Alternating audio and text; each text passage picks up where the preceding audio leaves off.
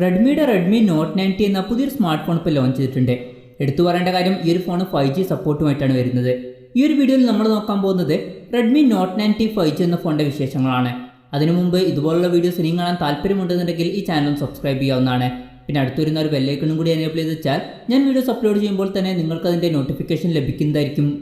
ആദ്യം ഡിസ്പ്ലേയുടെ കാര്യം പറയുകയാണെങ്കിൽ റെഡ്മി നോട്ട് 90 5Gയിൽ 6.53 ഇഞ്ചിൻ്റെ ഫുൾ HD+ ഡിസ്പ്ലേ ആണ് വരുന്നത്.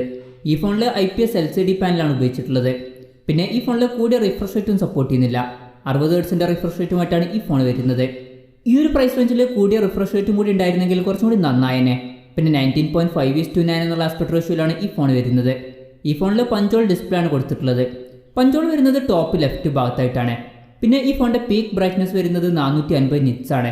ഫോണിൻ്റെ ഫ്രണ്ടിൽ ഗൊറില്ല ഗ്ലാസ് 5ൻ്റെ പ്രൊട്ടക്ഷൻ കൊടുത്തിട്ടുണ്ട്.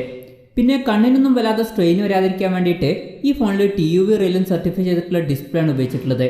പിന്നെ ഫോണിൻ്റെ ഫിംഗർ പ്രിൻറ്റ് സെൻസർ വരുന്നത് സൈഡിൽ പവർ ബട്ടണിൽ ഇൻ്റഗ്രേറ്റ് ചെയ്തിട്ടാണ്. പിന്നെ ഈ ഫോണിൻ്റെ ബാക്കിൽ സർക്കുലർ ഡിസൈനിലുള്ള ക്യാമറ മോഡ്യൂളാണ് വരുന്നത്. ഈ ഫോണിൽ P2I കോട്ടിംഗ് കൊടുത്തിട്ടുണ്ട്. അതായത് ഈ ഫോൺ സ്പ്ലാഷ് പ്രൂഫാണ്. അപ്പോൾ ചെറിയ രീതിയിലൊക്കെ വെള്ളമായാലും വലിയ പ്രശ്നങ്ങളൊന്നും വരില്ല. പിന്നെ ഈ ഫോണിൻ്റെ വെയിറ്റ് വരുന്നത് ഏകദേശം 199 ഗ്രാമാണ്. ഫോണിൻ്റെ തിക്നെസ് വരുന്നത് 9.05 mm ആണ്. പിന്നെ പ്രോസസ്സറിൻ്റെ കാര്യം പറയുകയാണെങ്കിൽ മീഡിയാടെക്കിൻ്റെ ഡിമെൻസിറ്റി 800U എന്ന പ്രോസസ്സറുമായിട്ടാണ് ഈ ഫോൺ വരുന്നത്. എടുത്തു പറയേണ്ട കാര്യം, ഇതിൽ ഡ്യുവൽ 5G സപ്പോർട്ട് ചെയ്യുന്നുണ്ട്. പിന്നെ ഈ ഫോണിൻ്റെ ബേസ് വേരിയൻറ്റിൽ 4GB റാമും 64GB ഇൻറ്റേർണലുമാണ് വരുന്നത്. 4GB റാമും 128GB ഇൻറ്റേർണലുമായിട്ട് വരുന്ന ഒരു വെർഷനും ഗ്ലോബലി ലോഞ്ച് ചെയ്തിട്ടുണ്ട്. പിന്നെ ഈ ഫോണിൽ LPDDR4Xൻ്റെ റാമാണ് ഉപയോഗിച്ചിരിക്കുന്നത്.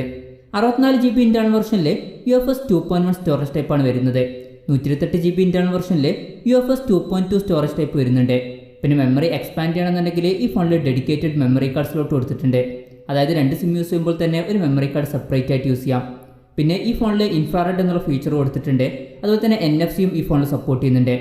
പിന്നെ ഈ ഫോണിൽ ഡ്യുവൽ സ്റ്റീരിയോ സ്പീക്കേഴ്സ് കൊടുത്തിട്ടുണ്ട്. ഈ ഫോണിൽ 3.5mm ഓഡിയോ ജാക്ക് വരുന്നുണ്ട്. ആൻഡ്രോയിഡ് 10 ബേസ് ചെയ്തിട്ടുള്ള MIUI സോഫ്റ്റ്വെയറുമായിട്ടാണ് ഈ ഫോൺ വരുന്നത്. ക്യാമറയുടെ കാര്യം പറയുകയാണെങ്കിൽ ഫോണിൻ്റെ പിന്നിൽ 3 ക്യാമറ സെൻസേഴ്സാണ് വരുന്നത്. 48 മെഗാപിക്സലിൻ്റെ f1.79 അപ്പേഴ്സിൽ വരുന്ന മെയിൻ സെൻസറാണ് വരുന്നത്. പിന്നെ 2 മെഗാപിക്സലിൻ്റെ f2.4 അപ്പേഴ്സിൽ വരുന്ന ഡെപ്ത് സെൻസറും അതുപോലെ 2 മെഗാപിക്സലിൻ്റെ f2.4 അപ്പേഴ്സിൽ വരുന്ന മാക്രോ ലെൻസും വരുന്നുണ്ട്. ഇവിടെ ശ്രദ്ധിക്കേണ്ട ഒരു കാര്യം, ഈ ഫോണിൽ അൾട്രാ വൈഡ് ആംഗിൾ ലെൻസ് വരുന്നില്ല. സാധാരണ ഈ ഒരു പ്രൈസ് റേഞ്ചിൽ വരുന്ന മിക്ക ഫോണുകളിലും നമുക്ക് അൾട്രാ വൈഡ് ആംഗിൾ ലെൻസ് ക്യാമറയിൽ കിട്ടാറുണ്ട്. സെൽഫി ക്യാമറയുടെ കാര്യം പറയുകയാണെങ്കിൽ ഫ്രണ്ടിൽ 13 മെഗാപിക്സലിൻ്റെ f2.25 അപ്പേഴ്സിൽ വരുന്ന സെൽഫി ക്യാമറയാണ് വരുന്നത്. പിന്നെ ഈ ഫോണിൽ 5000 mAhൻ്റെ ബാറ്ററി കൊടുത്തിട്ടുണ്ട്. 18 വാട്ടിൻ്റെ ഫാസ്റ്റ് ചാർജിങ് സപ്പോർട്ട് ചെയ്യുന്നുണ്ട്. Type-C ചാർജിംഗ് പോർട്ടുമായിട്ടാണ് ഈ ഫോൺ വരുന്നത്. പിന്നെ ഈ ഫോൺ ഇപ്പം ഇന്ത്യയിൽ ലോഞ്ച് ചെയ്തിട്ടില്ല. ഇപ്പം ഗ്ലോബലിയാണ് ഈ ഫോൺ ലോഞ്ച് ചെയ്തിരിക്കുന്നത്. പിന്നെ വിലയുടെ കാര്യം പറയുകയാണെങ്കിൽ ഈ ഫോണിൻ്റെ ബേസ് വേരിയൻറ്റിൻ്റെ വില വരുന്നത് €229 ആണ്. അതായത് ഏകദേശം 20,500 രൂപ. പക്ഷേ ഇൻട്രോഡക്ടറി ഓഫറായിട്ട് ഈ ഫോൺ €199 ലഭിക്കുന്നുണ്ട്. അതായത് ഏകദേശം 17,850 രൂപ. പിന്നെ ഈ ഫോൺ മിക്കവാറും ഇന്ത്യയിൽ ലോഞ്ച് ചെയ്യുന്നതായിരിക്കും. പക്ഷേ ഈ ഫോണിൻ്റെ ഇന്ത്യയിലെ ലോഞ്ച് ഡേറ്റിനെ പറ്റിയിട്ടുള്ള കാര്യങ്ങളൊന്നും ഇപ്പം പറയാൻ കഴിഞ്ഞിട്ടില്ല. അപ്പോൾ ഓവറോൾ പറയുകയാണെന്നുണ്ടെങ്കിൽ ഈ ഫോണിൽ കൂടിയ റിഫ്രഷ് റേറ്റ് വരുന്നില്ല. അതുപോലെ തന്നെ അൾട്രാ വൈഡ് ആംഗിൾ ലെൻസ് കൊടുത്തിട്ടില്ല. ഇങ്ങനെ ചില കാര്യങ്ങളൊക്കെ വരുന്നുണ്ട്. പക്ഷേ എന്നാലും ഈ ഒരു പ്രൈസ് റേഞ്ചിൽ തരക്കേടില്ലാത്ത ചില ഫീച്ചേഴ്സൊക്കെ ഈ ഫോണിൽ കൊടുത്തിട്ടുണ്ട്. എടുത്തു പറയേണ്ട കാര്യം, ഇതിൽ 5G സപ്പോർട്ട് ചെയ്യുന്നുണ്ട്.